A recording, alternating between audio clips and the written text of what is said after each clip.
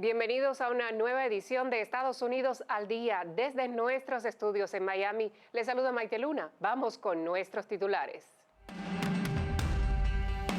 El primer ministro de Israel, Benjamin Netanyahu, se reunió en Washington con el presidente Donald Trump, destacando la estrecha alianza estratégica entre Estados Unidos e Israel. El secretario de Estado estadounidense Marco Rubio visitó 5 países de Centroamérica para fortalecer la política exterior de la administración de Donald Trump. El presidente Donald Trump firmó un decreto que prohíbe la financiación federal de cirugías y tratamientos de transición de género para menores de 19 años, calificándolos de mutilación. El ex senador demócrata Bob Menéndez es condenado a 11 años de prisión por aceptar sobornos en efectivo y lingotes de oro, además de actuar como agente de Egipto.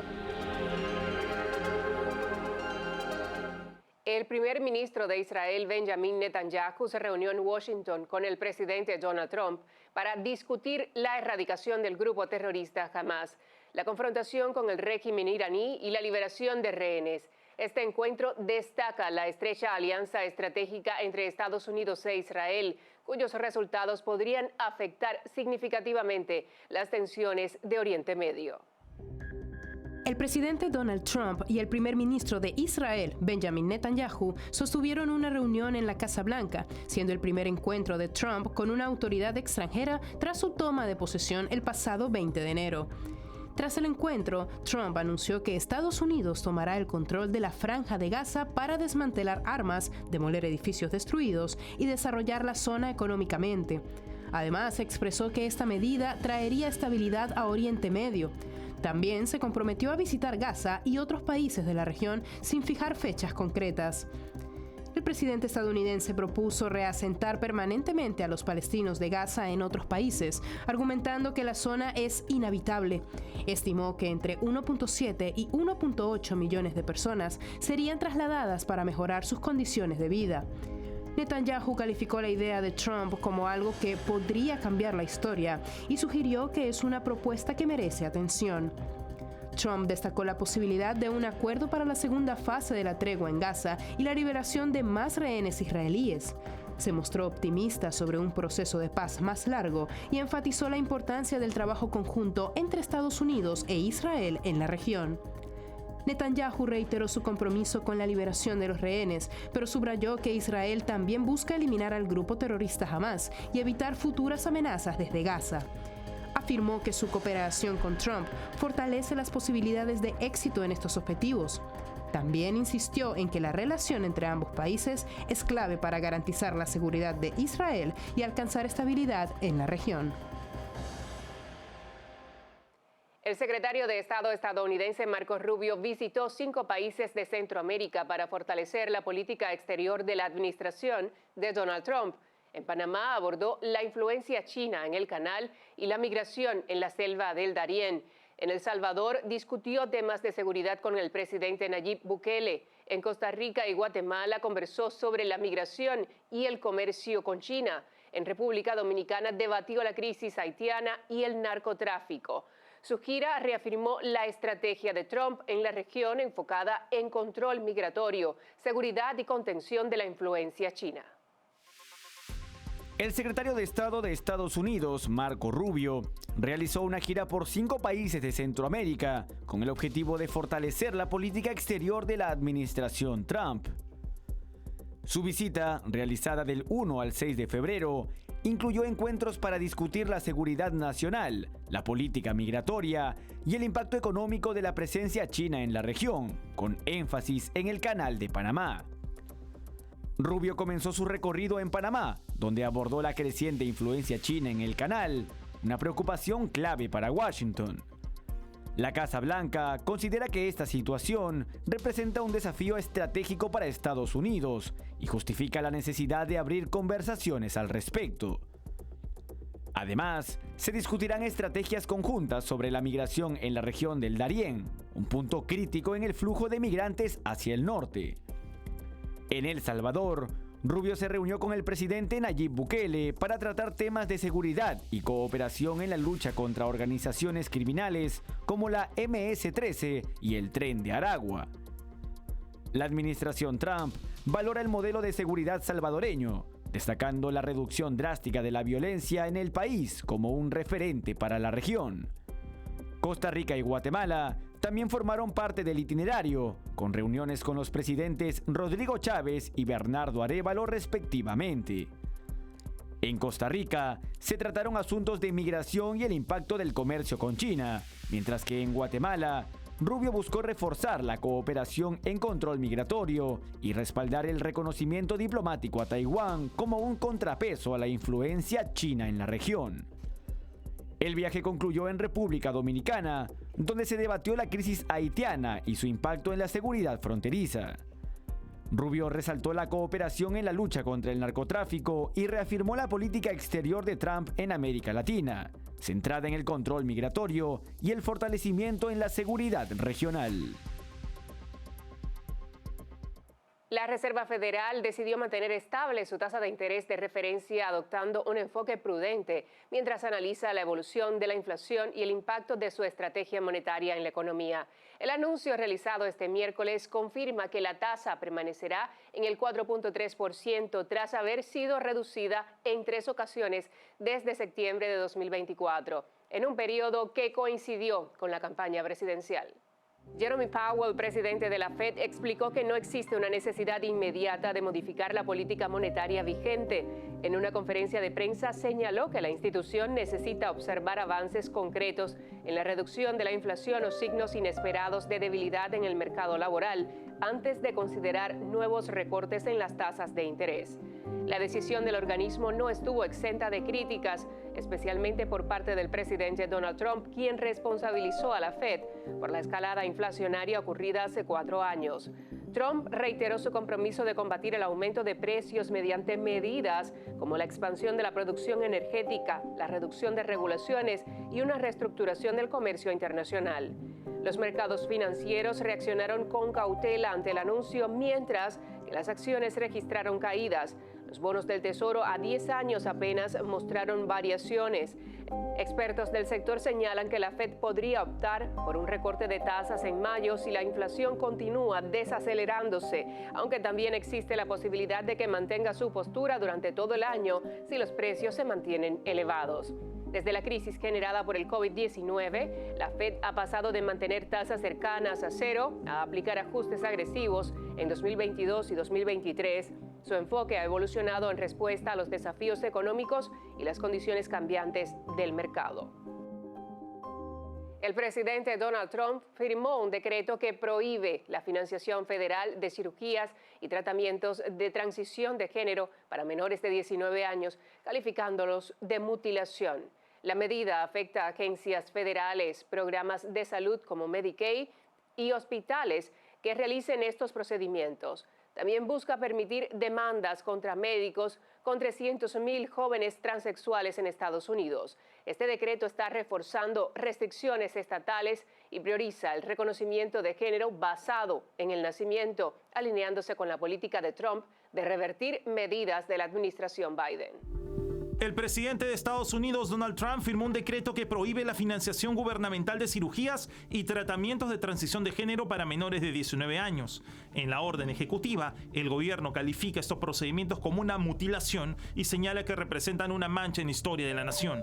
La medida refuerza las restricciones que ya han sido implementadas en la mitad de los estados del país. La nueva regulación afecta únicamente a agencias y ministerios federales, estableciendo que el gobierno no financiará ni apoyará tratamientos para la transición de género en menores. Además, prohíbe que fondos federales sean destinados a hospitales o clínicas que realicen estas intervenciones, incluyendo cirugías y el uso de bloqueadores de la pubertad. Trump celebró la decisión en su plataforma Truth Social, afirmando que su administración ya no respaldará la atención médica afirmando el género. El decreto también impacta a programas de salud como Medicaid, Medicare y el seguro militar, impidiendo que estos cubran tratamientos de transición. Asimismo, establece que el Departamento de Justicia trabajará con el Congreso en un proyecto de ley que permita a familias afectadas demandar a médicos que hayan realizado estas intervenciones. La Corte Suprema ha mostrado inclinación a permitir que los estados impongan sus propias restricciones. Según el Instituto Winas de la Universidad UCLA en Estados Unidos, hay alrededor de 1.6 millones de personas transgénero, de las cuales más de 300.000 tienen entre 13 y 17 años. De este grupo, una tercera parte reside en estados donde los procedimientos médicos para la transición ya han sido prohibidos. El decreto de Trump refuerza la tendencia de limitar estos tratamientos a nivel estatal y federal. Esta medida se suma a una acción previa de la administración Trump que al inicio de su mandato estableció que Estados Unidos solo reconoce 2 géneros determinados al nacer, masculino y femenino. Esto demuestra que el nuevo gobierno priorizará el aspecto biológico, eliminando cualquier rastro de la administración demócrata de Joe Biden. Nos vamos a una breve pausa, pero regresamos en solo minutos con mucho más de Estados Unidos al día.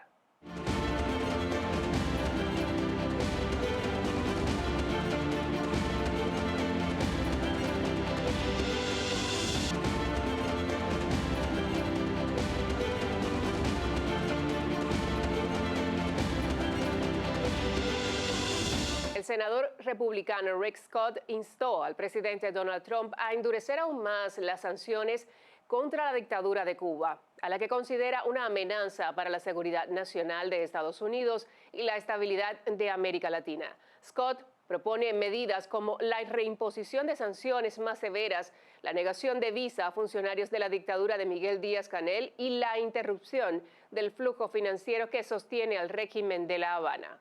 Para asegurar que Cuba permanezca en la lista de estados patrocinadores del terrorismo, Scott ha mantenido conversaciones con el presidente Trump, el secretario de Estado Marco Rubio y el asesor de Seguridad Nacional Mike Waltz. Según el senador, la inclusión de Cuba en esta lista es esencial para limitar el acceso del régimen a recursos internacionales y debilitar su influencia en la región. El llamado de Scott coincide con las posturas de otros legisladores de Florida, como los congresistas cubano-americanos Mario Díaz-Balart y María Elvira Salazar.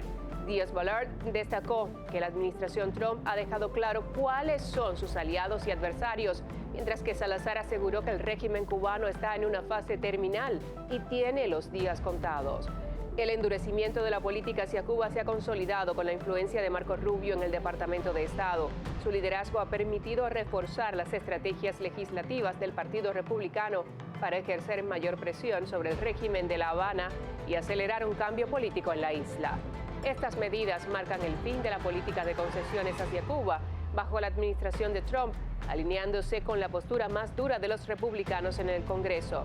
La estrategia busca fortalecer las sanciones y bloquear cualquier intento del régimen de obtener alivio económico a través de relaciones diplomáticas o acuerdos financieros internacionales. El ex senador demócrata Bob Menéndez fue condenado a 11 años de prisión por aceptar sobornos en efectivo y lingotes de oro, además de actuar como agente de Egipto. Menéndez defendió su inocencia acusando al sistema judicial de presunta politización. Menéndez renunció al Senado y perdió su puesto en el Comité de Relaciones Exteriores. Su esposa, Nadine Menéndez, enfrentará juicio en marzo por cargos similares relacionados con el caso. El ex senador demócrata Bob Menéndez fue condenado a 11 años de prisión por aceptar sobornos en efectivo y lingotes de oro, además de actuar como agente de Egipto. El juez Sidney Stein destacó que en algún momento el senador dejó de trabajar por el bien público de Estados Unidos para beneficiarse personalmente. Durante la audiencia, Menéndez adoptó una postura desafiante frente a la prensa, declarando su inocencia y acusando al sistema judicial de estar politizado. Los fiscales habían solicitado una pena de 15 años, argumentando que Menéndez vendió su influencia en Washington por sobornos millonarios. Otros involucrados en el caso también fueron sentenciados. El empresario Fred Davis recibió 7 años de prisión y Wael Hanna 8 años. Además, un tercer empresario testificó contra Menéndez tras declararse culpable. Como consecuencia del escándalo, Menéndez renunció al Senado y perdió su liderazgo en el Comité de Relaciones Exteriores. El caso también involucra a su esposa, Nadine Menéndez, quien enfrentará juicio en marzo por cargos similares. Durante una redada en su hogar en el 2022, el FBI halló dinero en efectivo y lingotes de oro escondidos. Este caso demuestra que Menéndez utilizó su posición política para favorecer intereses egipcios y proteger a empresarios a cambio de sobornos. El Mando Norteamericano de Defensa Aeroespacial, conocido como NORAD por sus siglas en inglés, desplegó una patrulla aérea en el combate de respuesta a la presencia de aviones rusos cerca de zona de seguridad en el Ártico. Aunque se detectaron múltiples aviones rusos, el NORAD destacó que no se consideró ninguna amenaza. La operación fue una medida de seguimiento y no una respuesta a un ataque inminente. El despliegue de la patrulla tuvo lugar a principios de esta semana en Alaska y el norte de Canadá. La misión incluyó aviones de combate F-35, un avión de reconocimiento E-3 y 2 aviones de reabastecimiento KC-135 por parte de Estados Unidos, mientras que Canadá contribuyó con sus aviones de combate CF-18 y un avión adicional de reabastecimiento. Además, el NORAD envió 2 aviones F-16 a Groenlandia como parte de un acuerdo estándar de cooperación en el Ártico. Este despliegue formó parte de las rutinas de vigilancia en la región, que es crucial para la seguridad en ambos países. A pesar de la presencia de aviones rusos, NORAD aclaró que estos no invadieron las zonas de identificación de defensa aérea de Alaska o Canadá, ni entraron en el espacio aéreo soberano de ninguno de los 2 países. La misión fue una medida de monitoreo sin implicaciones de confrontación directa. Finalmente, el NORAD reiteró que la actividad de los aviones rusos no representaba una amenaza. No obstante, estos incidentes podrían intensificar las tensiones en el ámbito de la seguridad aérea y marítima con Rusia, incrementando sus operaciones más allá de Ucrania. El Senado de Estados Unidos confirmó a Doug Burgum como secretario del Interior, respaldando la agencia energética de Donald Trump con una votación de 79 votos a favor y 18 en contra. Burgum obtuvo apoyo bipartidista, incluyendo a más de la mitad de los senadores demócratas. Su nombramiento refuerza la estrategia republicana de expandir la producción de combustibles fósiles. Burgum, empresario de software y exgobernador de Dakota del Norte, ha sido una figura clave en la política energética. Tras su breve candidatura presidencial en 2023, respaldó a Trump y fue seleccionado para liderar el Consejo Nacional de Energía, con un asiento en el Consejo de Seguridad Nacional. En su audiencia de confirmación, Burgum defendió la expansión del desarrollo energético como un medio para fortalecer la economía y la seguridad nacional. También expresó dudas sobre la fiabilidad de las energías renovables y abogó por una mayor inversión en carbón y energía nuclear. Estados Unidos sigue siendo el mayor productor de crudo de la historia, gracias a avances tecnológicos que han impulsado la perforación en estados como Nuevo México, Texas y Dakota del Norte. Esta expansión ha transformado zonas rurales en centros de producción de petróleo y gas, impulsando la economía y generando empleo en el país norteamericano. Nos vamos a otra pausa, pero volvemos con mucho más de Estados Unidos al día.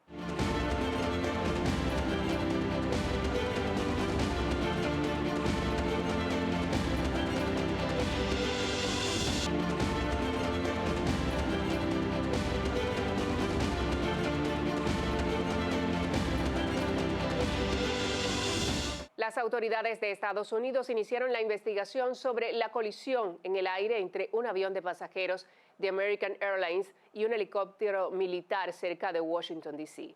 La Junta Nacional de Seguridad en el Transporte informó que el informe preliminar se conocerá en 30 días, mientras que la investigación final tomará más tiempo. El accidente dejó 67 víctimas fatales, incluidos los pasajeros y tripulación del avión, así como los 3 miembros del helicóptero UH-60 Black Hawk del ejército. La colisión ocurrió sobre el río Potomac, cerca del Aeropuerto Nacional Ronald Reagan en Arlington, Virginia. Los equipos de rescate trabajan en condiciones difíciles debido al frío extremo y las corrientes, lo que ha complicado la recuperación de los restos. En una conferencia de prensa, el presidente Donald Trump guardó un minuto de silencio por las víctimas y aseguró que se están utilizando todos los recursos disponibles para la operación de recuperación. El secretario de Defensa, Pete Hegseth, señaló que el helicóptero estaba realizando un vuelo de entrenamiento nocturno cuando ocurrió el accidente.